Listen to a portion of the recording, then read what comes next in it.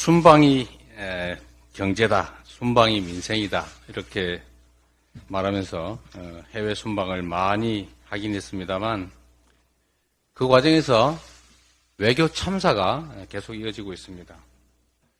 외교 참사뿐만 아니라 그게 안보 참사로 이어지고 있습니다.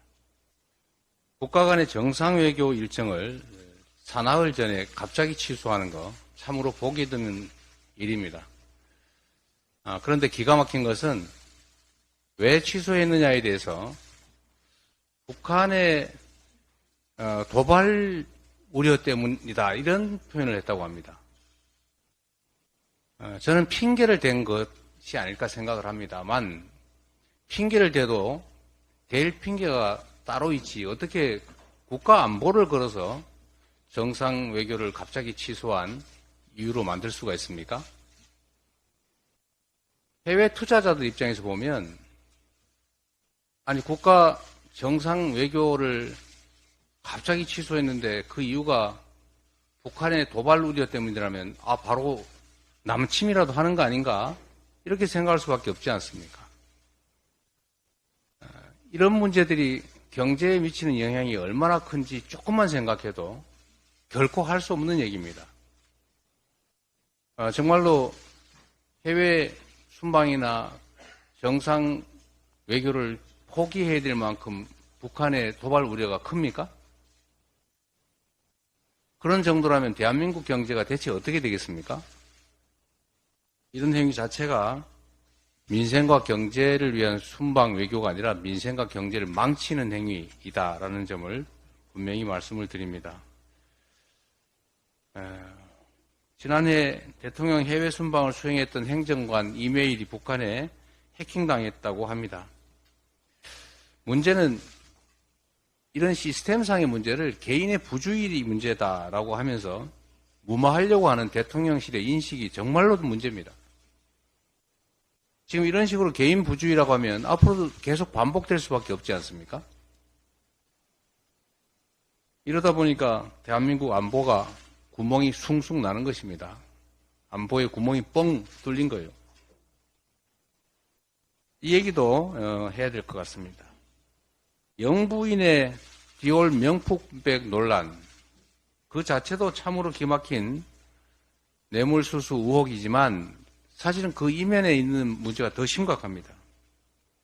국기문란 그리고 안보 붕괴를 보여주는 사례라는 것입니다. 외부인이 확인도 안 되는 물체를 가지고 영부인을 몰래 만날 수 있다라는 사실은 국가 시스템의 치명적 결함을 보여주는 것입니다. 이건 박절했느냐, 박절하지 않았느냐의 문제가 아닙니다. 그 이상으로 국가 안보에 구멍이 난 대표적 사례라는 것입니다. 이번 일을 망가진 시스템과 국가 안보의 복구 기회로 삼아야 합니다. 국민들께 정중하게 사과하고 그리고 그에 더해서 재발 방지 대책을 구조적으로 마련해야 된다는 점을 말씀드립니다. 그런 얘기가 있습니다. 얼굴이 너무 두꺼워서 수치를 모른다. 이걸 후한무치라고 합니다. 그리고 도둑이 뻔뻔스럽게 오히려 주인한테 몽둥이 들고 달려들더라. 이걸 적반하장이라고 합니다. 지금 정부 여당의 행태가 딱 적반하장, 후한무치 그 자체입니다. 선거 관련 비례 제도를 두고 계속 야당을 비난합니다. 자신들이 100% 이 제도를 잠탈하는 위성정당을 먼저 만들어 놓고 어떻게 그래도 제도의 취지를 살리겠다고 연합비례정당을 만들고 있는 야당을 비난할 수 있습니까? 나는 원래 도둑이니까 도둑질 해도 되지만 야당은 근처에 오지도 말아야 된다 그런 얘기 아닙니까? 더 심각한 것은 반헌법적 사고입니다. 나는 그 법안에 찬성하지 않았으니까 어겨도 된다? 그게 합당한 태도입니까? 그러면 다수결에 의해서 법을 만들었는데 거기에 동의하지 않는 소수는 그거 어기도 되는 겁니까?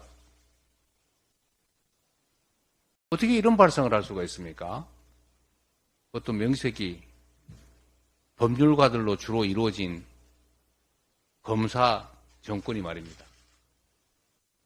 이거는 참으로 이해할 수 없는, 납득할 수 없는 반헌법적, 그야말로 헌법 파괴적 발상이다. 이런 말씀을 드립니다. 법안에 동의하지 않았다고 그 법을 위반할 권리가 있는 건 아닙니다. 그리고 자신은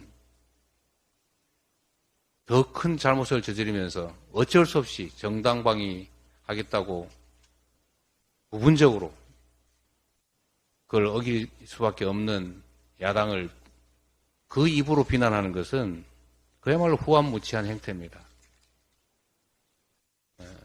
특히 정부 여당에 이런 국민을 기만하고 내가 무슨 소리를 해도 괜찮겠지라고 하면서 이 초등학생들도 동의하기 어려운 그야말로 막말을 쏟아내는 이런 행태는 자중되어야 되겠다 그런 말씀을 드립니다.